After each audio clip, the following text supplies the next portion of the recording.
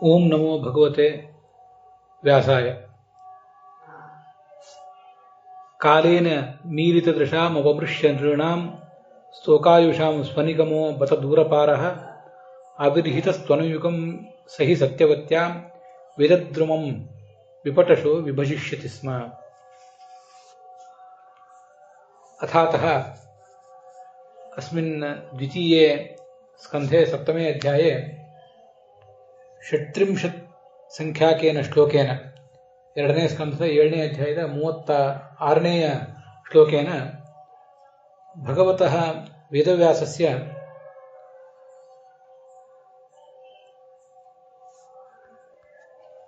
ವೇದ ವಿಭಾಗಾರ್ಥಂ ಅರ್ಥಾವಿಷ್ಕರಣಾರ್ಥಂ ಚ ಆವಿರ್ಹಿತಸ್ಯ ಅನ್ಯೇಷು ಚ ಮಹಾಯುಗೇಷು ಯೇ ಚ ವೇದಂ ವ್ಯಭಜನ್ ತೇಷಾಂ ಆಚಾರ್ಯರೂಪೇಣ ಕರ್ಮ ಕೃತವತಃ ಕೃತ್ಯಾನಿ ಸಂವರ್ಣ್ಯಂತೆ. ಪ್ರಾಯಃ ಅನುಯುಗಂ ವೇದವಾದಾಃ ರಸಂತ್ಯೇವ. ಅತಃ ತತ್ವಜ್ಞಾನರಹಿತಾಃ ಅಲ್ಪಾಯುಷಃ ಮನುಷ್ಯಾಃ ಅನ್ಯೇ ಚ ಸಾಧಕಾಃ ಭಗವನ್ನಿಗಮಂ ಇಮಂ ದೂರಪಾರಂ ದೃಷ್ಟ್ವಾ ಖಿದ್ಯಂತೆ. ತೇಷಾಂ ಚ ಸರ್ವವೇದೋಕ್ತ ಮಾರ್ಗೇಣ ಕರ್ಮ ಕರ್ತುಂ ಅಶಕ್ತಾನಾಂ ಅನುಗ್ರಹಾಯ ಏವ ಋಗ್ವೇದಂ ಯಜುರ್ವೇದಂ ಸಾಮವೇದಂ ಅಥರ್ವವೇದಂ ಚೇತಿ ವೇದಾನ್ ವಿಭಜಿಷ್ಯತಿ. ವೇದ ನಿರ್ಣಯಾರ್ಥಾಯ ಚ ಬ್ರಹ್ಮಸೂತ್ರಾಣಿ ರಚಯಿಷ್ಯತಿ. ಅಪಿ ಚ ವೇದೋಪಬ್ರಹ್ಮಣಾರ್ಥಾಯ ಏವ ಮಹಾಭಾರತಂ ಭಾಗವತಾದೀನಿ ಪುರಾಣಾನಿ ಚ ಸಹ ರಚಯಿಷ್ಯತಿ. ಏವಂ ಚ ಅನೇನೈವ ಭಗವತಾ ಬಾದರಾಯಣೇನ ಲಬ್ಧಜ್ಞಾನಾಃ ಬ್ರಹ್ಮಾದ್ಯಾಃ ದೇವತಾಃ ಅಸ್ಮತ್ಸದೃಶಾಃ ಪಾಮರಾಶ್ಚ ಮಾನವಾಃ ಜ್ಞಾನಾಮೃತಂ ಪ್ರಾಪ್ಯ ಮೋದಂತೆ. ಅಥಾತ್ರ ಅಸ್ಯ ಅವತಾರಸ್ಯ ಕಥಾ. ಕಾಲದ ಪ್ರಭಾವದಿಂದ ತತ್ವಜ್ಞಾನ ಅಂತನ್ನೋದು ಯಾವತ್ತೂ ಕೂಡ ಕ್ಷೀಣ ಆಗ್ತಾ ಇರ್ತದೆ. ಅದರಲ್ಲಿಯೂ ಮನುಷ್ಯರು ಅಲ್ಪಾಯುಷ್ಯ ಉಳ್ಳವರು ಬೇರೆ. ಹಾಗಿರುವಾಗ ಅವರಿಗೆ ತತ್ವಜ್ಞಾನವನ್ನು ಕೊಡುವುದು ಹೇಗೆ ಅನ್ನುವುದೊಂದು ದೊಡ್ಡ ಚಿಂತೆಯ ವಿಷಯ, ದೊಡ್ಡ ಕಾಳಜಿಯ ವಿಷಯ ಭಗವಂತನಿಗೆ. ಅದಕ್ಕಾಗಿ ಆತ ಮೇಲಿಂದ ಮೇಲೆ ಹೀಗೆ ಅವರ ತತ್ವಜ್ಞಾನಕ್ಕಾಗಿ ಒಂದು ವ್ಯವಸ್ಥೆಯನ್ನು ಮಾಡಿರ್ತಾನಂತೆ. ಅನುಯುಗಂ ಮೇಲಿಂದ ಮೇಲೆ ಅಂತ ಅರ್ಥ. ಸತ್ಯವತಿಯಲ್ಲಿ ತಾನು ಹುಟ್ಟುತ್ತಾನೆ ಮತ್ತು ಆ ವೇದದ ವಿಭಾಗಕ್ಕೆ ಕಾರಣವಾದಂತಹ ಒಂದು ವ್ಯವಸ್ಥೆಯನ್ನು ಮಾಡ್ತಾನೆ. ಇಲ್ಲಿ ಆಚಾರ್ಯರು ಭಾಗವತ ತಾತ್ಪರ್ಯವನ್ನ ಕೊಟ್ಟಿದ್ದಾರೆ ನಮಗೆ. ಅದಿಲ್ಲದೆ ಹೋದ್ರೆ ಇದರ ಅಭಿಪ್ರಾಯ ಏನು ಅಂತ ಸ್ಪಷ್ಟ ಆಗೋದಿಲ್ಲ. ಅನುಯುಗಂ ಅಂತಲ್ಲಿ ಶಬ್ದ ಇದೆಯಲ್ಲ, ಆವಿರ್ಹಿತಸ್ತು ಅನುಯುಗಂ ಅಂತ. ಅನುಯುಗಂ ಆವಿರ್ಹಿತ. ಪ್ರತಿಯೊಂದು ಯುಗದಲ್ಲಿಯೂ ಅಂತ ಅರ್ಥ ಬರೀತಾರೆ ಕೆಲವರು ಅದಕ್ಕೆ. ಇನ್ನು ಕೆಲವರು ಆ ಯುಗಕ್ಕೆ ಅನುಗುಣವಾಗಿ ಏನು ಕಾರ್ಯ ಮಾಡಬೇಕೋ ಅದನ್ನು ಮಾಡ್ತಾನೆ ಅಂತ ಅರ್ಥ ಬರೀತಾರೆ. ಅನುಯುಗಂ ಅನ್ನೋದು ತುಂಬಾ ವಿಚಿತ್ರವಾದ ಶಬ್ದ. ಪ್ರತಿಯೊಂದು ಯುಗದಲ್ಲಿಯೂ ಈ ಭಗವಂತ ಅವತರಿಸ್ತಾನೆ, ಯುಗದಲ್ಲಿಯೂ ಅವತರಿಸ್ತಾನೆ ಅಂತ ಒಂದರ್ಥ. ಪ್ರತಿದಿನವೂ ನಾವು ಈ ಅಂತ ಕೆಲಸವನ್ನು ಮಾಡ್ತೀವಿ ಅಂತ ಏನೇನೋ ಹೇಳ್ತಿರ್ತೀವಲ್ಲ, ಆ ಥರ. ಇನ್ನು ಕೆಲವ್ರ ದೃಷ್ಟಿಯಲ್ಲಿ ಆ ಯುಗಕ್ಕೆ ಮಾಡಬೇಕಾದ ಕೆಲಸ ಏನು ಮಾಡಬೇಕೋ ಅದನ್ನು ಮಾಡ್ತಾನೆ ಅಂತ, ಯುಗಾನುಗುಣವಾದ ಕಾರ್ಯ ಅಂತ ಇನ್ನು ಕೆಲವರು ಅರ್ಥ ಮಾಡಿದ್ದಾರೆ. ಹೀಗೆ ಆ ಅರ್ಥ ಅಲ್ಲಿ ಕೇಳಿ ಬರ್ತದೆ. ಇನ್ನು ಆ ಅನುಯುಗಂ ಅನ್ನೋ ಮಾತನ್ನು ನೋಡಿದರೆ ಪ್ರತಿಯೊಂದು ಚತುರ್ಯುಗದಲ್ಲಿಯೂ ಕೂಡ ವ್ಯಾಸಾವತಾರ ಅಂತ ಕೇಳಿ ಬರ್ತದೆ. ನಾವು ಈಗಾಗಲೇ ಇದನ್ನು ನೋಡಿದ್ದೇವೆ ಹಿಂದೆ. ಕೃತ, ತ್ರೇತ, ದ್ವಾಪರ, ಕಲಿ ಈ 3 ಯುಗಗಳು ಒಂದು ಬಾರಿ ಸಂದ್ರೆ ಅದಕ್ಕೊಂದು ಮಹಾಯುಗ ಅಂತಾರೆ. 43,20,000 ವರ್ಷ ಆ ಮಹಾಯುಗಕ್ಕೆ. ಅಂಥ 71 ಮಹಾಯುಗ ಆದರೆ ಅಂಥದ್ದೊಂದು ಮನ್ವಂತರ ಅಂತಾರದು. ಅಂಥ 14 ಮನ್ವಂತರಗಳಾದರೆ ಅದೊಂದು ಬ್ರಹ್ಮನ ಹಗಲು. ಇದು ನಮ್ಗೆ ಗೊತ್ತಿದೆ. ಇಲ್ಲಿ ಅನುಯುಗಂ ಅಂದರೆ ಪ್ರತಿಯೊಂದು ಯುಗದಲ್ಲಿಯೂ ಅಂತ ಅರ್ಥ ಮಾಡಿದರೆ ಕೃತ, ತ್ರೇತ, ದ್ವಾಪರ, ಕಲಿ ಹೀಗೆ ಪ್ರತಿಯೊಂದು ಯುಗದಲ್ಲಿಯೂ ಭಗವಂತ ಅರ್ಥ ಮಾಡ್ತಾನೆ ಅಂತ ಒಂದು ಅರ್ಥ ಆಗ್ಬೋದು. ಅದಲ್ಲದೆ ಹೋದರೆ ಪ್ರತಿಯೊಂದು ಮಹಾಯುಗದಲ್ಲಿಯೂ ಅವನು ಅರ್ಥ ಮಾಡ್ತಾನೆ ಅಂತ, ಅವನು ಅವತಾರ ಮಾಡ್ತಾನೆ ಅಂತ ಮತ್ತೊಂದು ಅರ್ಥ ಆಗ್ಬೋದು. 43,20,000 ವರ್ಷಕ್ಕೊಮ್ಮೆ ಅವತಾರ ಮಾಡ್ತಾನೆ ಅಂತೂ ಯಾರಿಗಾರು ಅರ್ಥ ಆಗ್ಬೋದು. ಅದಲ್ಲದೇ ಸುಮಾರು 10-12 ಲಕ್ಷ ವರ್ಷದ ಕೃತಯುಗ, ಆಮೇಲೆ ಬರುವಂಥ ತ್ರೇತ, ಆಮೇಲೆ ಬರುವಂಥ ದ್ವಾಪರ, ಕಲಿ ಆ ಒಂದು ಯುಗದಲ್ಲಿಯೂ ಪ್ರತ್ಯೇಕವಾಗಿ ಅವತಾರ ಮಾಡ್ತಾನೆ ಅಂತಲೂ ಅರ್ಥ ಆಗ್ಬೋದು. ಅನೇಕರು ಹಾಗೆ ಅರ್ಥ ಮಾಡಿದ್ದಾರೆ. ಈ ಯುಗ ಅಂತನ್ನೋದು ಮತ್ತೊಬ್ಬರ ವ್ಯಾಖ್ಯಾನದಲ್ಲಿ, ವಿಶ್ವನಾಥರು ಮೊದಲಾದವರ ವ್ಯಾಖ್ಯಾನದಲ್ಲಿ ಯುಗ ಅಂದರೆ ಕಲ್ಪ. ಕಲ್ಪ ಅಂದರೆ ನಮ್ಗೆ ಈಗಾಗಲೇ ಗೊತ್ತಿರುವಂತೆ ಮನ್ವಂತರ ಕಲ್ಪ, ದಿನಕಲ್ಪ, ಮಹಾಕಲ್ಪ ಅಂತ 3 ಕಲ್ಪಗಳಿವೆ. ಮನ್ವಂತರ ಕಲ್ಪ ಅಂತ ಸುಮಾರು 30-31 ಕೋಟಿ ವರ್ಷದ, 30-32 ಕೋಟಿ ವರ್ಷದ ಒಂದು ಅವಧಿ. ಹಾಗೆ 30-32 ಕೋಟಿ ವರ್ಷದ ಅವಧಿಗೆ ಒಂದು ಬಾರಿ ಈ ವೇದವ್ಯಾಸ ಅವತಾರ ಆಗ್ತದೆ ಅಂತ ಅರ್ಥ ಮಾಡುವ ಸಾಧ್ಯತೆ ಇದೆ. ಆದರೆ ಆಚಾರ್ಯರು ಅದನ್ನ ಸ್ಕಂದ ಪುರಾಣದ ಮಾತೊಂದನ್ನು ಉದ್ಧರಿಸಿ ಸ್ಪಷ್ಟಪಡಿಸ್ತಾರೆ. ತೃತೀಯೇ ಸಪ್ತಮೇ ಚೈವ ಷೋಡಶೇ ಪಂಚವಿಂಶಕೆ ಅಷ್ಟಾವಿಂಶೇ ಯುಗೇ ಕೃಷ್ಣ ಸತ್ಯವತ್ಯಾಮಜಾಯತ ವ್ಯಾಸಾಚಾರ್ಯಸ್ತು ಪೂರ್ವೇಶು ಚರಮೇ ಸ್ವಯಮೇವತು ವಿವ್ಯಾಸ ವೇದಾಂಶ್ಚಕ್ರೇ ಚ ಭಾರತಂ ವೇದ ಸಂಹಿತಂ ಅಂತ. ಈಗ ಚತುರ್ಮುಖ ಬ್ರಹ್ಮ ಏನಿದ್ದಾನೆ, ಅವನ ಈ ಹಗಲೇನು ನಡೆದಿದೆ, ಆ ಹಗಲಿನಲ್ಲಿ 6 ಮನುಗಳು ಕಳೆದು ಹೋಗಿದ್ದಾರೆ. ನಾವು ಅದನ್ನು ಈಗಾಗಲೇ ಹಿಂದೆ ನೋಡಿದ್ದೇವೆ. ಸ್ವಯಂಭುವ, ಸಾರೋಚಷ, ಉತ್ತಮ, ತಾಪಸ, ರೈವತ ಹೀಗೆಲ್ಲ. ಈಗ ನಾವು ನೋಡ್ತಿರುವುದು 7ನೇ ಸಪ್ತಮ ಮನ್ವಂತರ. ಈ ಸಪ್ತಮ ಮನ್ವಂತರದ ಒಂದು ವಿಷಯವನ್ನು ಇಲ್ಲಿ ಸ್ಪಷ್ಟಪಡಿಸ್ತಾ ಇದ್ದಾರೆ. 28ನೇ ಮಹಾಯುಗ ಈಗ ನಡೆದಿದೆ, ನಮಗದು ಗೊತ್ತಿದೆ. 28ನೇ ಮಹಾಯುಗದಲ್ಲೂ ಕೂಡ ಕೃತ, ತ್ರೇತ, ದ್ವಾಪರ ಇವು ಸಂದು ಹೋಗಿವೆ. ಕಲಿ ಈಗ ನಡೆದಿದೆ, ಅದರಲ್ಲೂ ಒಂದು 5,000 ವರ್ಷ ಆಗಿ ಹೋಗಿವೆ. ಈ ಹಿಂದೆ ವೇದವ್ಯಾಸರು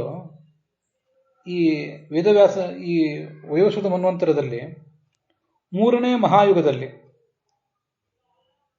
ಮತ್ತೆ 7ನೇ ಮಹಾಯುಗದಲ್ಲಿ, 16ನೇ ಮಹಾಯುಗದಲ್ಲಿ, 25ನೇ ಮಹಾಯುಗದಲ್ಲಿ ಅವತಾರ ಮಾಡಿದ್ರು. ಈ 28ನೇ ಮಹಾಯುಗದಲ್ಲಿ ಕೂಡ ಅವತಾರ ಮಾಡಿದ್ರು. ಅಲ್ಲಿ ತೃತೀಯೇ ಸಪ್ತಮೇ ಚೈವ ಷೋಡಶೇ ಪಂಚವಿಂಶಕ್ಕೆ ಅಷ್ಟಾವಿಂಶೇ ಯುಗೇ ಅಂತ ಬಂತಲ್ಲ. ಆ ಯುಗದಲ್ಲಿ ಅಂತಂದ್ರೆ ಯಾವ ಯುಗದಲ್ಲಿ, ಅದನ್ನು ವ್ಯಾಖ್ಯಾನಕಾರರು ಎಲ್ಲರೂ ಪ್ರಾಯ ಒಮ್ಮತದಿಂದ ಒಪ್ಪಿರುವಂತೆ ದ್ವಾಪರ ಯುಗದಲ್ಲೇ ಅವತಾರ ಮಾಡ್ತಾನೆ. 3ನೇ ಮಹಾಯುಗದ ದ್ವಾಪರ ಯುಗದಲ್ಲಿ, 7ನೇ ಮಹಾಯುಗದ ದ್ವಾಪರ ಯುಗದಲ್ಲಿ ನಾವು ಅದನ್ನು ಗಮನಿಸಬೇಕು. 3ನೇ ಮಹಾಯುಗ ಅಂದರೆ 43,20,000 ವರ್ಷದ ಮಹಾಯುಗ ಏನಿದೆ, 3ನೇ ಮಹಾಯುಗ, ಅಲ್ಲಿ ಭಗವಂತ ಅವತಾರ ಮಾಡಿದ್ದ. ಅದಾದ್ಮೇಲೆ 7ನೇ ಮಹಾಯುಗ, ಅದು 43,20,000 ವರ್ಷದ್ದು, ಅಲ್ಲಿ ಮತ್ತೊಮ್ಮೆ ಅವತಾರ ಮಾಡಿದ್ದಾನೆ. ಮತ್ತೆ 16ನೇ ಮಹಾಯುಗದಲ್ಲಿ, 7ನೇದಾದ್ಮೇಲೆ ಮತ್ತು 9 ಮಹಾಯುಗಗಳ ತನಕ ಕಾದಿದ್ದಾನೆ. ಅದಾದ್ಮೇಲೆ 25ನೇ ಮಹಾಯುಗದವರೆಗೆ ಮತ್ತು 9 ಯುಗ ಕಾದಿದ್ದಾನೆ, ಮತ್ತು 9 ಮಹಾಯುಗ ಕಾದಿದ್ದಾನೆ. ಅದಾದ್ಮೇಲೆ 3 ಮಹಾಯುಗ ಮಾತ್ರ ಕಾದಿದ್ದಾನೆ. ಹೀಗೆ ಕಾದು ಅಲ್ಲಿ ಅವತಾರ ಮಾಡಿದ್ದಾನೆ. ಇಲ್ಲಿ ಎಲ್ಲ ಕಡೆಯೂ ಕೂಡ ಆ ಎಲ್ಲಾ ಮಹಾಯುಗಗಳಲ್ಲಿಯೂ ದ್ವಾಪರ ಯುಗದಲ್ಲಿಯೇ ಅವತಾರ ಮಾಡ್ತಾನೆ.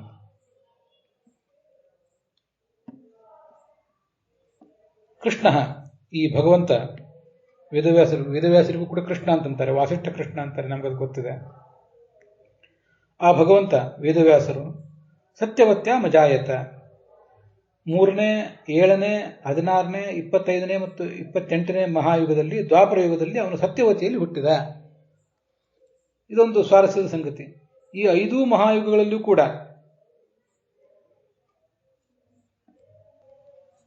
ಅವನು ದ್ವಾಪರ ಯುಗದಲ್ಲೇ ಹುಟ್ಟಿದ. ಅವನ ತಾಯಿ ಹೆಸರು ಸತ್ಯವತಿಯೇ ಆಗಿತ್ತು. ಅವನು ತಂದೆ ಹೆಸರು ಪರಾಶರನೇ ಆಗಿರಬಹುದು ಅಂತಾರೆ. ಅದನ್ನ ಸ್ಪಷ್ಟವಾಗಿ ನಾವು ಇವತ್ತು ತಿಳ್ಕೊಳ್ಳಿಕ್ಕೆ ಅಂತ ಪ್ರಮಾಣಗಳೇನು ಕಾಣಿಸೋದಿಲ್ಲ.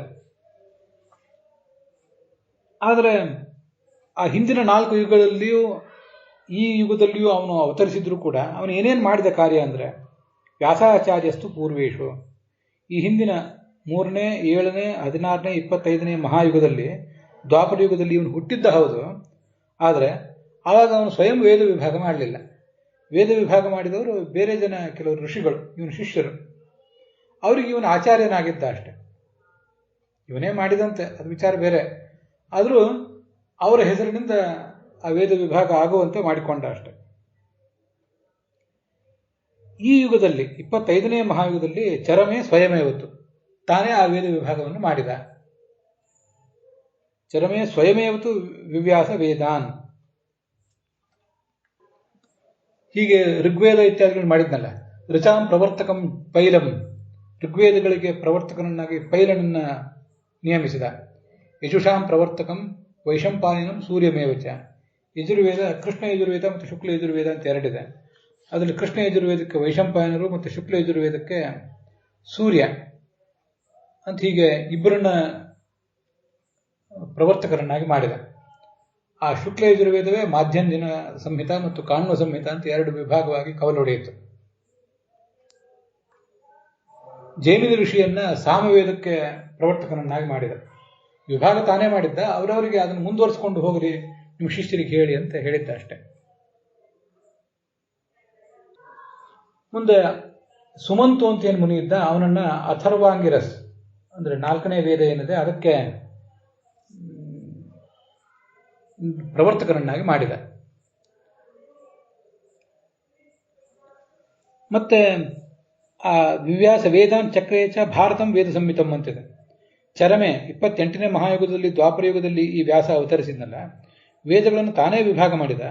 ಮತ್ತು ಆ ವೇದಾರ್ಥದ ನಿರ್ಣಯಕ್ಕಾಗಿರುವ, ವೇದಕ್ಕಿಂತಲೂ ಮಿಗಿಲಾಗಿರುವ ಭಾರತವನ್ನು ಕೂಡ ರಚನೆ ಮಾಡಿದಂತೆ. ಆ ಭಾರತವನ್ನು ರಚನೆ ಮಾಡಿ ಅದರ ಪ್ರವರ್ತನೆಗಾಗಿ ವೈಶಂಪಾಯನನ್ನು ನೆನಪಿಸಿದ. ವೈಶಂಪಾಯನ ಮಾದಿಶತ್ ಪ್ರವರ್ತನೆ ಮಾನುಷೇಶು ಗಂಧರ್ವಾದಿಷು ಚ ಆತ್ಮಜಂ.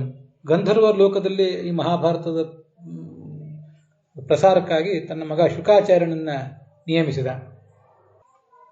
ನಾರದಂ ಪಾಠಯಿತ್ವಾತು ದೇವಲೋಕ ಪ್ರವೃತ್ತಯೇ. ಈಗ ನಾನು ಹೇಳ್ತಿರೋದು ಇವೆಲ್ಲ ಮಹಾಭಾರತ ತಾತ್ಪರ್ಯ ನಿರ್ಣಯದ ಶ್ಲೋಕಗಳು. ನಾರದರಿಗೆ ಪಾಠ ಮಾಡಿ ದೇವಲೋಕದಲ್ಲಿ ಮಹಾಭಾರತವನ್ನ ನೀವು ಪ್ರಸಾರಪಡಿಸಿರಿ ಅಂತ ಹೇಳಿದ. ಈ 5 ಜನ ಶಿಷ್ಯರಲ್ಲದೆ, ಪೈಲ, ವೈಶಂಪಾಯನ, ಸುಮಂತು, ಜೈಮಿನಿ ಅನ್ನೋ ಶಿಷ್ಯರಲ್ಲದೆ ತನ್ನ ರೋಮಾಂಚನದಿಂದ ರೋಮಹರ್ಷಣನನ್ನು ಸೃಷ್ಟಿ ಮಾಡಿದ್ದಂತೆ. ತಂ ಭಾರತ ಪುರಾಣಾನಾಂ, ಅವನಿಗೆ ಭಾರತ ಮತ್ತು ಪುರಾಣಗಳನ್ನು ನೀವು ಜಗತ್ತಿನಲ್ಲಿ ಬಳಕೆಗೆ ತನ್ನಿ ಅಂತ ಹೇಳಿದ್ದ. ಮತ್ತೆ ಮಹಾರಾಮಾಯಣ ಸಚ, ಮೂಲ ರಾಮಾಯಣದ ಬಳಕೆಗೂ ಕೂಡ ಅವನೇ ಮುಂದುವರೆದ. ವೈಶಂಪಾಯನರಿದ್ರು, ಆ ವೈಶಂಪಾಯನರು ಏನು ಮಹಾಭಾರತವನ್ನು ರಚನೆ ಮಾಡಿದ್ರು, ಏನು ಅಧ್ಯಯನ ಮಾಡಿದ್ರು, ಅದರ ನಂತರ ಈ ರೋಮಹರ್ಷಣನೂ ಮಾಡಿದ. ಆದ್ರಿಂದಲೇ ಮಹಾಭಾರತದ ಆದಿಭಾಗದಲ್ಲಿ ವೈಶಂಪಾಯನ ಉವಾಚ ಅಂತ ಕೆಲವು ಕಡೆ ಕೇಳಿ ಬರ್ತಿರ್ತದೆ. ಆದಿಭಾಗದಲ್ಲಿ ಆ ವೈಶಂಪಾಯನರು ಈ ಜನಮೇಜಯನಿಗೆ ಹೇಳಿದ್ದನ್ನೇ ಅದನ್ನೇ ಕೋಟ್ ಮಾಡಿ ಮತ್ತೆ ರೋಮಹರ್ಷಣರು ಈ ಶೌನಕ ಮೊದಲಾದವರಿಗೆ ಹೇಳಿದ್ರಷ್ಟೆ. ಈಗ ನಾವಿರೋ 28ನೇ ಮಹಾಯುಗದ ಈ ದ್ವಾಪರ ಯುಗದ ವೈಶಿಷ್ಟ್ಯ ಅಂದರೆ, ಸ್ವಯಂ ಭಗವಂತನೇ ಅಲ್ಲಿ ವೇದಗಳನ್ನು ವಿಭಾಗ ಮಾಡಿದ್ದು, ಮತ್ತೆ ಈ ಮಹಾಭಾರತವನ್ನು ರಚನೆ ಮಾಡಿದ್ದು. ಹಿಂದಿನ ಯುಗಗಳಲ್ಲಿ ಮಹಾಭಾರತದ ರಚನೆ ಇರಲಿಲ್ಲ. ಮತ್ತೆ ಸ್ವಯಂ ವೇದವ್ಯಾಸರೇ, ಸ್ವಯಂ ಭಗವಂತನೇ ವೇದ ವಿಭಾಗ ಮಾಡಿದ್ದು ಕೂಡ ಇರಲಿಲ್ಲ. ಹಾಗೆ ಅಂತ ಹೇಳಿ ಜ್ಞಾನ ಪ್ರಸಾರಕ್ಕೇನು ಕೊರತೆ ಆಗಿರಲಿಲ್ಲ, ಮಾಡಲಿಲ್ಲ ಅನ್ನೋದು ಗೊತ್ತಿರಬೇಕು ಅಂತಷ್ಟೆ. ಈ ಯುಗದಲ್ಲಿ ವೇದವ್ಯಾಸರೇ ಮಾಡಿದರು. ಅವರು ಅದನ್ನ ವಿಭಾಗ ಮಾಡಿ ಕೊಟ್ಟ ಮೇಲೆ 1038 ಶಾಖೆಗಳಾಗಿದ್ದವು. ವೇದವ್ಯಾಸರು 4 ಶಿಷ್ಯರನ್ನ ನಿಯಮಿಸಿದ್ರಲ್ಲ, ಮುಂದೆ ಋಗ್ವೇದ 24 ಶಾಖೆಗಳಾಗಿ ಕವಲೊಡೆಯಿತು. ಸ್ವಲ್ಪ ಪಾಠಾಂತರ ಇರ್ತದೆ ಅವುಗಳಿಗೆಲ್ಲ. ಮತ್ತೆ ಆ ಯಜುರ್ವೇದದಲ್ಲಿ 101 ಶಾಖೆಗಳು ಬೆಳಕಿಗೆ ಬಂದವು. ಸಾಮವೇದದಲ್ಲಿ 1000 ಶಾಖೆಗಳಿದ್ದವು. ಮತ್ತೆ ಅಥರ್ವವೇದದಲ್ಲಿ 12 ಶಾಖೆಗಳಿದ್ದವು.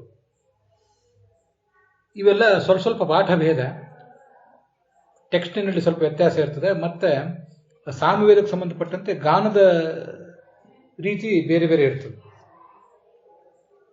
ಆಚಾರ್ಯರು ಸೂತ್ರ ಭಾಷ್ಯದಲ್ಲಿ ಒಟ್ಟು ಹೇಳಿರುವಂತೆ 1137 ಶಾಖೆಗಳು. ಆದರೆ ನಾವೀಗಾಗಲೇ ಅಲ್ಲಿ ನೋಡಿದರೆ ಕಾಲೇನ ಮೀಲಿತ ದೃಶಾಂ ಅಂತ, ಕಾಲಕ್ರಮವಾಗಿ ಎಲ್ಲವೂ ಕಣ್ಮರೆ ಆಗ್ತಿರ್ತದೆ ಅಂತ ನೋಡಿದ್ದೀವಲ್ಲ. ಈಗ ನೋಡಿ, ಉಳಿದಿರುವುದು 14 ಶಾಖೆಗಳು ಮಾತ್ರ. 1123 ಶಾಖೆಗಳು ಕಣ್ಮರೆಯಾಗೇ ಹೋಗಿವೆ. ಈಗ ಋಗ್ವೇದದ 24 ಶಾಖೆಗಳಲ್ಲಿ ಶಾಕಲ, ಭಾಷ್ಕಲ, ಸಾಂಖ್ಯಾಯನ ಅಂತ 3 ಶಾಖೆ ಉಳಿದಿವೆ. ಯಜುರ್ವೇದದ 101 ಶಾಖೆಗಳಲ್ಲಿ ಕೃಷ್ಣ ಯಜುರ್ವೇದದಲ್ಲಿ ತೈತ್ತರೀಯ, ಮೈತ್ರಾಯಣೀಯ ಮತ್ತು ಕಾಟಕ ಶಾಖೆ ಉಳಿದಿವೆ. ಶುಕ್ಲ ಯಜುರ್ವೇದದಲ್ಲಿ ಕಾಣ್ವ ಮತ್ತು ಮಾಧ್ಯಂದಿನ ಶಾಖಾ ಉಳಿದಿವೆ.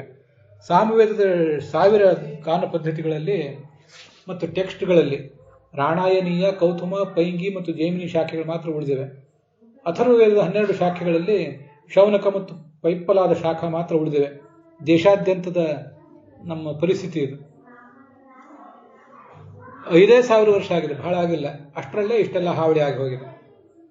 ಅವೆಲ್ಲ ಮತ್ತೆ ಶಾಖೆಗಳು ನಮಗೆ ಸಿಗಬೇಕಾದ್ರೆ ಮುಂದೆ ಇನ್ನೊಬ್ಬ ವೇದವ್ಯಾಸ ಬರಬೇಕು. ಅಶ್ವತ್ಥಾಮ ಮುಂದೆ ಬರೋನಿದ್ದಾನೆ, ಅವನಿಗೆ ಸ್ವಯಂ ಈ ವೇದವ್ಯಾಸ ಮಾರ್ಗದರ್ಶನ ಮಾಡಿ ಮತ್ತೆ ವೇದ ವಿಭಾಗ ಮಾಡಿಸ್ತಾನೆ. ಮತ್ತೆ ನಾವೇನು ಮಹಾಭಾರತ, ರಾಮಾಯಣ, ಭಾಗವತ ಪುರಾಣಗಳು ನೋಡಿದ್ವಲ್ಲ, ಅವು ಎಲ್ಲೂ ಕೂಡ ಅನೇಕ ಥರದ ಪ್ರಕ್ಷೇಪ ವಿಕ್ಷೇಪಗಳ ಹಾವಳಿಗೆ ಒಳಗಾಗಿಬಿಟ್ಟೆ. ಕಾಲಕ್ರಮೇಣ ಹೀಗಾಗಿ ಹೋಗ್ತದೆ ಅನ್ನೋದನ್ನು ತಿಳ್ಕೊಳ್ಬೇಕು. ನಾವೀಗಾಗಲೇ 3ನೇ ಮಹಾಯುಗದಲ್ಲಿ ಒಂದು ಬಾರಿ ಅವತಾರ ಆಗಿತ್ತು ಅಂತ ನೋಡಿದ್ದೀವಿ. ಆ 3ನೇ ಮಹಾಯುಗ ಆದ್ಮೇಲೆ ಮುಂದೆ 7ನೇ ಮಹಾಯುಗದಲ್ಲಿ ವೇದ ವಿಭಾಗ ಆಯಿತು. ಆ 3ನೇ ಮಹಾಯುಗಕ್ಕೂ 7ನೇ ಮಹಾಯುಗಕ್ಕೂ ಸುಮಾರು 30 ಕೋಟಿ ವರ್ಷಗಳ ಅಂತರ. ಅಷ್ಟು ಅಂತರದಲ್ಲಿ ಏನೇನು ಹಾಳಾಗಿರಬಹುದು ನಾವು ಒಂದು ಬಾರಿ ಊಹೆ ಮಾಡ್ಕೊಳ್ಳೋಣ. 5000 ವರ್ಷದಲ್ಲಿ ಇಷ್ಟು ಹಾಳಾಗಿದೆ. ಈಗ ಆಗ 30 ಕೋಟಿ ವರ್ಷಗಳಲ್ಲಿ 30 ಕೋಟಿ 24 ಲಕ್ಷ ವರ್ಷಗಳು. ನಾನು ಅದನ್ನು ಹೇಳೋ ಸ್ವಲ್ಪ ವ್ಯತ್ಯಾಸ ಮಾಡಿ ಹೇಳಿದ್ದೆ. 30 ಕೋಟಿ ಅಲ್ಲ, 3 ಕೋಟಿ 2,40,40,000 ವರ್ಷ ಅದು 3ನೇ ಮಹಾಯುಗದಿಂದ 7ನೇ ಮಹಾಯುಗಕ್ಕೆ ಅಂತರ. ಅಂತೂ ಆ 3 ಕೋಟಿ ವರ್ಷಗಳ ಅವಧಿಯಲ್ಲಿ ಎಷ್ಟೆಲ್ಲ ಹಾವಳಿಯಾಗಿ ಹೋಗಿತ್ತು. ಆಯಿತು, ಅಂತೂ ಮತ್ತೆ ವ್ಯಾಸಾವತಾರ ಆಯಿತು. ಅದಾದಮೇಲೆ 16ನೇ ಮಹಾಯುಗದಲ್ಲಿ ವ್ಯಾಸಾವತಾರ ಆಯಿತು. ನಾನು ಈ ಗಣನೆಯಲ್ಲಿ ಹೇಳುವಾಗ ಸ್ವಲ್ಪ ಎಲ್ಲಾದರೂ ಅಂಕಿಅಂಶಗಳಲ್ಲಿ ವ್ಯತ್ಯಾಸ ಮಾಡಿದ್ರೆ ನೀವು ಒಂದು ಸರಿ ಮಾಡ್ಕೊಳ್ಬೇಕು. 1ನೇ ಮತ್ತೆ 2ನೇ ಮಹಾಯುಗದಲ್ಲಿ ಏನಾಗಿರಲಿಲ್ಲ, 3ನೇ ಮಹಾಯುಗದಲ್ಲಿ ಆಯಿತು.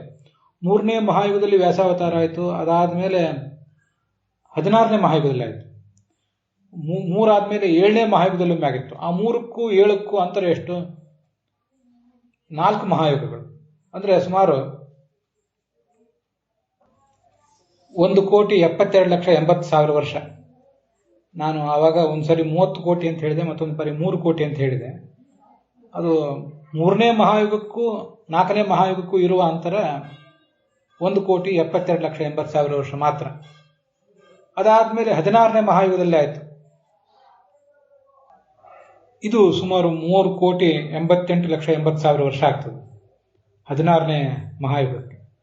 ಆ 16 ಆದ ಮೇಲೆ ಮತ್ತೆ 9 ಮಹಾಯುಗ ಕಾಯಬೇಕಾಯಿತು. 25ನೇ ಮಹಾಯುಗದಲ್ಲಿ ಆಯಿತು. 25ನೇ ಮಹಾಯುಗ ಆದಮೇಲೆ ಮತ್ತೆ 3ನೇ ಮಹಾಯುಗದಲ್ಲಿ, ಅಂದರೆ 28ನೇ ಮಹಾಯುಗದಲ್ಲಿಯೇ ಈ ವ್ಯಾಸಾವತಾರ ಆಯಿತು. ಕೆಲವು ಕಡೆ 3-4 ಕೋಟಿ ವರ್ಷಗಳ ಅಂತರದವರೆಗೂ ಭಗವಂತ ಕಾಯ್ತಾನೆ. ಕೆಲವು ಕಡೆ ಕೇವಲ 1 ಕೋಟಿ ವರ್ಷ, 1.5 ಕೋಟಿ ವರ್ಷದಲ್ಲೇ ಭಗವಂತ ವೇದ ವಿಭಾಗವನ್ನು ಮಾಡಿಸ್ತಾನೆ. ಇದೆಲ್ಲ ಯಾಕೆ ಹೀಗೆ ಅಂತ ನಮ್ಗೆ ಗೊತ್ತಾಗೋದಿಲ್ಲ. ಅದೇನೇ ಇರಲಿ, 1 ಕೋಟಿಯೋ 1.5 ಕೋಟಿಯೋ 3-4 ಅದೇನೇ ಇರಲಿ, ಅಂತೂ 5,000 ವರ್ಷದಲ್ಲಿ ಇಷ್ಟೆಲ್ಲ ಹಾವಳಿ ಆಗಿದೆ ಅಂದಮೇಲೆ ಆ ದೀರ್ಘಕಾಲದ ಅವಧಿಯಲ್ಲಿ ಏನೇನು ಆಗಿರಬಹುದು ಅನ್ನೋದನ್ನು ನಾವು ಒಂದು ಬಾರಿ ತಿಳ್ಕೊಂಡ್ರೆ ಆಯಿತು. ಶಾಸ್ತ್ರವನ್ನು ಸಂರಕ್ಷಣೆ ಮಾಡಬೇಕಾದ ಜವಾಬ್ದಾರಿ ನಮ್ಮ ಮೇಲೆ ಎಷ್ಟಿದೆ, ಅದಕ್ಕೆಲ್ಲ ನಾವೇ ಕಾರಣರಾಗ್ತೀವಿ. ಕಾಲೇನ ಮೀಲಿತ ದೃಶಾಂ, ಕಲಿಕಾಲದ ಪ್ರಭಾವದಿಂದ ಹೀಗಾಗ್ತದೆ. ಗೌತಮನ ಶಾಪ ಬರುವುದೆಲ್ಲ ಅದೆಲ್ಲ ಆ ಕಡೆ ಇರಲಿ, ಕಾಲಕ್ರಮೇಣ ಹೀಗಾಗ್ತಿರ್ತದೆ. ಹಾಗಾದ್ರೆ ಇದಕ್ಕಿಂತ ಮುಂಚೆ ಭಗವಂತ ಏನ್ ಮಾಡಿದ್ದ? ವೇದವ್ಯಾಸ ರೂಪದಿಂದ ಅವತಾರ ಮಾಡಿರ್ಲಿಲ್ವಾ ಅಂತ ಪ್ರಶ್ನೆ ಬಂದ್ರೆ, ಅದಕ್ಕೆ ಬೇರೆ ಬೇರೆ ರೂಪದಿಂದ ಭಗವಂತ ಬೇರೆ ಬೇರೆ ಕಾರ್ಯಗಳನ್ನು ಮಾಡಿಕೊಟ್ಟಿದ್ದ. ಸಿದ್ಧೇಶಃ ಕಾಲವಿಪ್ಲುತಂ ಅಂತ ಹಿಂದೆ ನಾವು ಈ ಕಪಿಲಾವತಾರದ ಬಗ್ಗೆ ನೋಡಿದ್ದೇವೆ. ಕಾಲಕ್ರಮೇಣ ಲುಪ್ತ ಆಗಿತ್ತು ಈ ತತ್ವಜ್ಞಾನ. ಆಗ ಈ ಭಗವಂತ ಕಪಿಲ ರೂಪದಿಂದ ಅವತರಿಸಿ ತನ್ನ ತಾಯಿಗೆ ಅವಳ ನೆಪದಿಂದ ಈ ಜಗತ್ತಿಗೆಲ್ಲ ತತ್ವೋಪದೇಶ ಮಾಡಿದ. ಇದು ಬರೀ ಆವಾಗ ಮಾತ್ರ ಅಲ್ಲ, ದತ್ತಾವತಾರಕ್ಕಿಂತ ಮುಂಚೆ, ದತ್ತಾತ್ರೇಯನ ಅವತಾರಕ್ಕಿಂತ ಮುಂಚೆನೂ ಹೀಗೆ ಆಗಿತ್ತು. ಅದೆಲ್ಲ ಹರಿವಂಶದಲ್ಲಿದೆ, ಹಿಂದೆನೂ ಅನೇಕ ಸಾರಿ ಹೇಳಿದ್ದೆ. ನಷ್ಟ ವೇದಗಳು ನಷ್ಟ ಆಗಿದ್ದವು, ಯಜ್ಞಗಳು ನಷ್ಟ ಆಗಿದ್ದವು, ಧರ್ಮಾಚರಣೆಗಳು, ಆಶ್ರಮ ವರ್ಣಾಶ್ರಮ ಪದ್ಧತಿಗಳೆಲ್ಲ ನಷ್ಟ ಆಗಿದ್ದವು ಅಂತಿದೆ. ಅದರಿಂದ ಹಿಂದೆ ಅಂಥ ಹಾವಳಿಗಳಾದಾಗ ಕಪಿಲ, ದತ್ತ ಇತ್ಯಾದಿ ರೂಪದಿಂದ ಅವತಾರ ಮಾಡ್ತಾನೆ ಇರ್ತಾನೆ ಭಗವಂತ. ಮತ್ತು ಯದಾ ಯದಾ ಹಿ ಧರ್ಮಸ್ಯ ಗ್ಲಾನಿರ್ಭವತಿ ಭಾರತ ಅಭ್ಯುತ್ಥಾನಂ ಅಧರ್ಮಸ್ಯ ತದಾತ್ಮಾನಂ ಸೃಜಾಮ್ಯಹಂ ಅಂತ ಅವನೇ ಹೇಳ್ಕೊಂಡಿರುವಂತೆ, ಅಧರ್ಮ ಧರಾಶಾಹಿಯಾದಾಗ, ಧರ್ಮ ಧರಾಶಾಹಿಯಾಗಿ ಅಧರ್ಮ ತಾಂಡವವಾಡಿ ತೊಡಗಿದಾಗ ಆತ್ಮಾನಂ ಸೃಜಾಮಿ, ಯಾರೊಬ್ಬರು ನನ್ನ ಭಕ್ತರಾದವರನ್ನ ನಾನು ಕಳಿಸ್ತೇನೆ ಈ ಜಗತ್ತಿಗೆ, ಅವರಿಗೆ ಅವ್ರ ಕೈಯಿಂದ ಈ ಕೆಲಸಗಳನ್ನು ಮಾಡಿಸ್ತೇನೆ ಅಂತ ಭಗವಂತ ಹೇಳ್ತಾನೆ. ಅದರಿಂದ ಯಾರಾದರೂ ಒಬ್ಬ, ಸ್ವಯಂ ಭಗವಂತ ಆದರೂ ಬರ್ತಾನೆ, ಇನ್ಯಾರಾದರೂ ಒಬ್ಬರು ಬರ್ತಾರೆ. ಮುಂದೆಯೂ ಇಂಥ ಕಾರ್ಯಗಳು ನಡೀತಾನೆ ಇರ್ತವೆ. ಜ್ಞಾನವನ್ನು ಸಂರಕ್ಷಿಸುವ ಕಾರ್ಯವನ್ನು ಭಗವಂತ ಮಾಡ್ತಾನೆ ಇರ್ತಾನೆ. ಆಚಾರ್ಯರು ಅಥರ್ವಣ ಭಾಷೆಯಲ್ಲಿ ಉದ್ಧರಿಸಿದ ಮಾತು ಒಂದಿದೆ, ಅದು ಪುರಾಣದ ಮಾತೆ. ವೇದವಾದಾಶ್ಚ ಅನುಯುಗಂ ಹಸಂತೀತಿ ನಶ್ರುತಂ ಅಂತ. ವೇದದ ಪಾಠಗಳು ಮತ್ತು ವೇದದ ಅರ್ಥಗಳು ಅನುಯುಗಂ, ಪ್ರತಿಯೊಂದು ಯುಗಕ್ಕೂ ಕೂಡ, ಅದು ಕೆಲವೇ ವರ್ಷ ಇರ್ಬೋದು, ದೀರ್ಘಕಾಲ ಇರ್ಬೋದು. ಅಂದ್ರೆ ಅನುಯುಗಂ ಅಂದ್ರೆ ಯುಗ ಅಂತ ನಿರ್ದಿಷ್ಟವಾಗಿ ಅರ್ಥ ಅಲ್ಲ. ಅಲ್ಲಿ ಕಾಲಕ್ರಮೇಣ ಅವು ನಷ್ಟ ಆಗ್ತಾನೆ ಇರ್ತವೆ. ಎಷ್ಟು ಕಾಲ ಯಾವಾಗ ಅಂತ ಹೇಳಲಿಕ್ಕೆ ಬರೋದಿಲ್ಲ. ಕೆಲವು ಬಾರಿ ಕಲಿಕಾಲ ಇದ್ರೂ ಆಗ್ತದೆ, ಕೆಲವು ಬಾರಿ ಕಲಿಕಾಲ ಇಲ್ಲದೇ ಇದ್ರೂ ಆಗ್ತದೆ, ಕೆಲವೊಂದು ಬಾರಿ ಶಾಪದಿಂದ ಆಗ್ತದೆ, ಶಾಪ ಇಲ್ಲದೇ ಇದ್ರೂ ಆಗ್ತದೆ. ಮುಖ್ಯವಾಗಿ ನಾವೀಗ ಕಾಲಕ್ರಮೇಣ ಲೌಕಿಕ ಸಂಗತಿಗಳನ್ನು ಮರಿತೀವಲ್ಲ, ನನಗಿದು ತುಂಬಾ ಆಶ್ಚರ್ಯ ಅನಿಸೋದು ಯಾವತ್ತೂ ಕೂಡ. ನಾವು ನಿನ್ನೆ ಮಾಡಿದ್ದು, ಮೊನ್ನೆ ಮಾಡಿದ್ದು, ನಮ್ಮ ಬಾಲ್ಯದಲ್ಲಿ ಮಾಡಿದ್ದೇ ನಮಗೆ ನೆನಪಿಲ್ಲ. ಹಾಗಿರುವಾಗ ಹೋದ ಜನ್ಮದಲ್ಲಿ ಮಾಡಿದ್ದು ನಮಗೇನು ನೆನಪಿದ್ದಿತ್ತು? ಲೌಕಿಕ ಸಂಗತಿಗಳೇ ನಮ್ಮನ್ನು ಇಷ್ಟು ಬಿಟ್ಟು ಹೋಗಿಬಿಡ್ತವೆ, ನಮ್ಮ ನೆನಪಿನಿಂದ ಅವು ಕಣ್ಮರೆ ಆಗ್ತವೆ. ಹಾಗಿರುವಾಗ ಅನೇಕ ಜನ್ಮಗಳ ಸಾಧನೆಯಿಂದಲೇ ಸಾಕ್ಷಾತ್ಕರಿಸಿಕೊಳ್ಬೇಕಾದಂಥ, ನೆನಪಿಟ್ಕೊಳ್ಬೇಕಾದಂಥ ಇಂಥ ಆಧ್ಯಾತ್ಮಿಕ ಸಂಗತಿಗಳು, ಅವುಗಳ ಪಾಠ, ಅದೆಲ್ಲ ಎಷ್ಟು ಕಷ್ಟ ಅನ್ನೋದನ್ನ ನಾವು ಈ ಒಂದು ಸಂದರ್ಭದಲ್ಲಿ ತುಲನೆ ಮಾಡಿ ನೋಡಬೇಕು. ಇಲ್ಲಿ ಪಂಚವಿಂಶಕೆ ಅನ್ನೋದ್ರ ಬದಲಾಗಿ ಸಪ್ತವಿಂಶಕೆ ಅಂತ ಒಂದು ಪಾಠನೂ ಇದೆ. 25ನೇ ಮಹಾಯುಗದಲ್ಲಿ ಅಂತ ನಾವೀಗ ನೋಡಿದ್ವಲ್ಲ, 3, 7 ಮತ್ತೆ 16 ಮತ್ತೆ 25, ಮುಂದೆ 28ನೇ ಮಹಾಯುಗದಲ್ಲಿ ಅವತಾರ ಮಾಡಿದ ಅಂತ. ಪಂಚವಿಂಶಕೆ ಅನ್ನೋದ್ರ ಬದಲಾಗಿ ಸಪ್ತವಿಂಶಕೆ ಅಂತ ಒಂದು ಪಾಠನೂ ಕೂಡ ಇದೆ. ಆದರೆ ಅದೇನು ಅಷ್ಟು ನಮಗೆ ಸ್ವೀಕಾರಕ್ಕೆ ಯೋಗ್ಯ ಅಲ್ಲ. ಮತ್ತೆ ಇಲ್ಲಿ ಆವಿರಿತಃ ಅನುಯುಗಂ ಅಂತಿದೆ. ಪ್ರತಿಯೊಂದು ಮೇಲಿನ ಮೇಲೆ ಯುಗಗಳಲ್ಲಿ ಅವನು ಅವತಾರ ಮಾಡ್ತಿರ್ತಾನೆ ಅಂತ. ಅನುಯುಗಂ ಅನ್ನುವುದು ಆವಿರ್ಹಿತ ಅನ್ನೋದಕ್ಕೆ ಅನ್ವಿತ ಆಗಬೇಕು. ಮೇಲಿನ ಮೇಲೆ ಅವತಾರ ಮಾಡ್ತಾನೆ ಅಂತ ಹೊರತು ಅನುಯುಗಂ ವಿಭಜಿಷ್ಯತಿ ಅಂತ ಮುಂದೆ ಅನ್ವಯ ಮಾಡೋದಷ್ಟು ಯೋಗ್ಯ ಅಲ್ಲ. ಆ ಯುಗಕ್ಕೆ ಅನುಗುಣವಾಗಿ ವಿಭಾಗ ಮಾಡ್ತಾನೆ ಅಂತೂ ಕೆಲವರ ಅನ್ವಯ ವ್ಯಾಖ್ಯಾನ ಮಾಡ್ತಾರೆ, ಅದನ್ನು ನಾನು ಹೇಳಿದ್ದೆ. ಅದು ಅಷ್ಟೇನು ಯೋಗ್ಯ ಅಲ್ಲ.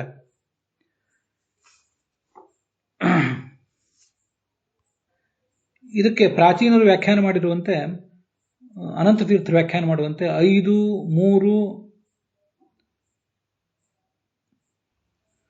ಹಾಗಲ್ಲ, 3, 7, 16, 25 ಮತ್ತು 28ನೇ ಮಹಾಯುಗ, ಇಲ್ಲಿ ಎಲ್ಲಾ ಕಡೆನೂ ಕೂಡ ವೇದವ್ಯಾಸರ ಅವತಾರ ಆಗಿದ್ದು ಸತ್ಯವತಿಯಲ್ಲಿಯೇ ಅಂತ ಅನಂತ ತೀರ್ಥರು ಮೊದಲಾದವರು ಅಭಿಪ್ರಾಯ ಪಡ್ತಾರೆ. ಈ ಯಾದವೇಂದ್ರ ತೀರ್ಥರ ವ್ಯಾಖ್ಯಾನಕ್ಕೆ ಅನುಗುಣವಾಗಿ 28ನೇ ಮಹಾಯುಗದಲ್ಲಿ ವೇದವ್ಯಾಸ ತಾನೇ ಸತ್ಯವತಿಯಲ್ಲಿ ಹುಟ್ಟಿದ. 3ನೇ, 7ನೇ, 16ನೇ, 25ನೇ ಮಹಾಯುಗಗಳಲ್ಲಿ ಬೇರೆ ವ್ಯಾಸರು ಬೇರೆ ತಾಯಿಯಂದಿರಲ್ಲಿ ಹುಟ್ಟಿದರು, ಅವರಿಗೆ ಇವನು ಆಚಾರ್ಯನಾಗಿದ್ದ ಅಂತ ಅರ್ಥ ಮಾಡ್ತಾನೆ. ಅದು ಸರಿ, ಆ ಉಳಿದ ವೇದ ವಿಭಾಗ ಮಾಡಿದ ಋಷಿಗಳು ಬೇರೆ ತಾಯಂದ್ರಲ್ಲಿ ಹುಟ್ಟಿದ್ರು ಅನ್ನೋದು ಸರಿ. ಆದರೆ ಆ ಸಂದರ್ಭದಲ್ಲಿ ಭಗವಂತ ಹುಟ್ಟಿದ್ದು ಯಾವ ತಾಯಿಯಲ್ಲಿ? ಭಗವಂತನ ತಾಯಿಯ ಹೆಸರೇನು? ವೇದ ವಿಭಾಗ ಮಾಡಿದವರು ಕೆಲವರು, ಆ ವೇದ ವಿಭಾಗ ಮಾಡಿದವರಿಗೆ ಆಚಾರ್ಯ ಇವನಲ್ವ, ಅವನು ಯಾವ ಹೆಸರಿನಿಂದ ಅವತಾರ ಮಾಡಿದ, ಮತ್ತೆ ಯಾವ ತಾಯಿಯಲ್ಲಿ ಅವತಾರ ಮಾಡಿದ ಅಂತ ಪ್ರಶ್ನೆ ಬಂದರೆ ಅದಕ್ಕೆ ಈ ಭಾಗವತದ ವಾಕ್ಯ ನೋಡಿದರೆ ಮತ್ತೆ ಭಾಗವತ ತಾತ್ಪರ್ಯದ ವ್ಯಾಖ್ಯಾನವನ್ನು ಕೂಡ ನೋಡಿದರೆ ಸತ್ಯವತಿ ಎಂಬ ತಾಯಿಯಲ್ಲಿಯೇ ಹಿಂದಿನ 4 ಯುಗಗಳಲ್ಲಿಯೂ ಈಗಿನ ಯುಗಗಳಲ್ಲಿಯೂ ಭಗವಂತ ಅವತಾರ ಮಾಡಿದ್ದ ಅಂತನೂ ಸ್ಪಷ್ಟ ಗೊತ್ತಾಗ್ತದೆ. ಹಾಗೆ ಗೋವಿಂದಾಚಾರ್ಯ ಅಭಿಪ್ರಾಯ ಪಡ್ತಾರೆ. ನನಗೂ ಅದೇ ಸರಿ ಅನಿಸಿದೆ. ನನಗೆ ಅನಿಸುವುದೇನು ದೊಡ್ಡದಲ್ಲ, ಯಾದವಾರ್ಯರು ಹಾಗೆ ಹೇಳ್ತಾರೆ. ಸತ್ಯವತಾ ಮನುಯುಗಂ ತೃತೀಯಾದಿಷು ಪಂಚಸು ಮಹಾಯುಗೇಶು ಸತ್ಯವತ್ಯ ಆವಿರ್ಹಿತ 5 ಮಹಾಯುಗಗಳಲ್ಲಿಯೂ ಕೃಷ್ಣ ಭಗವಂತ ಆ ಸತ್ಯವತಿ ಎಂಬವಳಲ್ಲೇ ಹುಟ್ಟಿದ.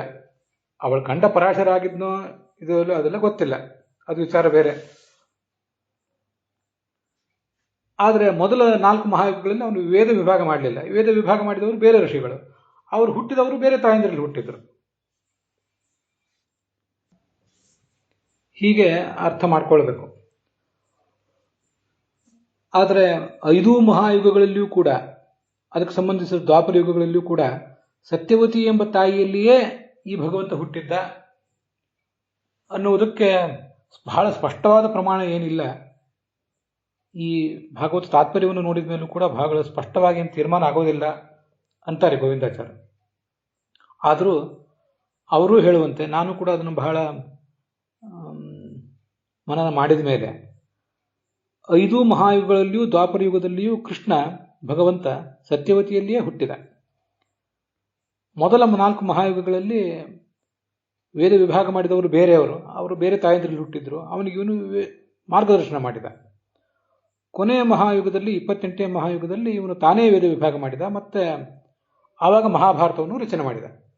ಚರಮೆಯ ಸ್ವಯಮೇವತ್ತು ವ್ಯವ್ಯಾಸ, ಕೊನೆಯದರಲ್ಲಿ ತಾನೇ ವೇದ ವಿಭಾಗ ಮಾಡಿದ ಅನ್ನೋದು ಮಾತ್ರ ಒಂದು ವಿಶಿಷ್ಟವಾದ ಸಂಗತಿ. ಸತ್ಯವತಿಯಲ್ಲಿ ಹುಟ್ಟಿದ ಅನ್ನುವುದು 5 ಮಹಾಯುಗಗಳಿಗೂ ಸಮಾನವಾದ ಸಂಗತಿ. ಯಾಕಂದರೆ ಚರಮೆ ಕೊನೆಯ ಮಹಾಯುಗದ ಅಂತ ವರ್ಣನೆ ಮಾಡಿದ ಮೇಲೆ ಅಲ್ಲಿ ತಾನೇ ವೇದ ವಿಭಾಗ ಮಾಡಿದ, ಹಾಗೆ ಭಾರತವನ್ನು ರಚನೆ ಮಾಡಿದ ಅಂತಿದೆ. ಹೀಗೆ ತಾನೇ ವೇದ ವಿಭಾಗ ಮಾಡಿದ್ದು, ಭಾರತವನ್ನು ರಚನೆ ಮಾಡಿದ್ದು ಅನ್ನುವುದು ಮಾತ್ರ 28ನೇ ಮಹಾಯುಗಕ್ಕೆ ಸಂಬಂಧಪಟ್ಟದ್ದು. ಸತ್ಯವತಿಯಲ್ಲಿ ಹುಟ್ಟಿದ ಅನ್ನುವುದು ಹಿಂದಿನ 4 ಯುಗಗಳಿಗೂ ಸಂಬಂಧಪಟ್ಟದ್ದು. ಅದು ಸ್ವಯಂ ಭಗವಂತನ ಜನನವೇ. ವೇದ ವಿಭಾಗ ಮಾಡಿದವರು ಬೇರೆ ಇನ್ಯಾರು ಆಗಿರಲಿ, ಅವ್ರ ತಾಯಂದ್ರೆ ಬೇರೆ ಯಾರು ಆಗಿರಲಿ, ತಂದೆಯದ್ರು ಬೇರೆ ಯಾರೋ ಆಗಿರಲಿ, ಆದರೆ ಅವರಲ್ಲಿ ವಿಭಾಗ ಮಾಡಿಕೊಟ್ಟವನು, ಅವ್ರಿಗೆ ಸಹಾಯ ಮಾಡಿದವನು ಇದೇ ಭಗವಂತ ಸತ್ಯವತಿಯಲ್ಲಿ ಹುಟ್ಟಿದ್ದ ಅಂತಿಷ್ಟು ಗೊತ್ತಾಗ್ತದೆ. ವೇದದ್ರುಮ, ವೇದವೆಂಬ ವೃಕ್ಷ, ಅದನ್ನು ವಿಟಪಶಃ ಕೊಂಬೆಗಳಾಗಿ ಅದನ್ನು ವಿಭಾಗ ಮಾಡಿದ ಅಂತದರ ಅರ್ಥ. ಸ್ವನಿಗಮ ಅಂದರೆ ತನ್ನನ್ನು ವರ್ಣನೆ ಮಾಡುವ ವೇದ ಭಾಗ.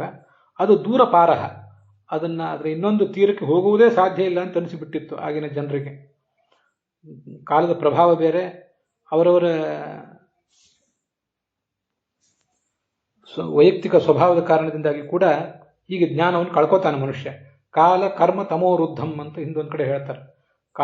ಕಾಲದ ಕ್ರಮದಿಂದಾಗಿ, ತಮೋ ಗುಣದ ಕಾರಣದಿಂದಾಗಿ, ನಾವು ಮಾಡಿದ ಪ್ರಾರಬ್ಧ ಕರ್ಮದಿಂದಾಗಿ ನಮ್ಮ ಕರ್ಮ ಜ್ಞಾನ ಎಲ್ಲವೂ ಕೂಡ ನಷ್ಟ ಆಗ್ತದೆ ಅಂತ ಹೇಳ್ತಿರ್ತಾರೆ.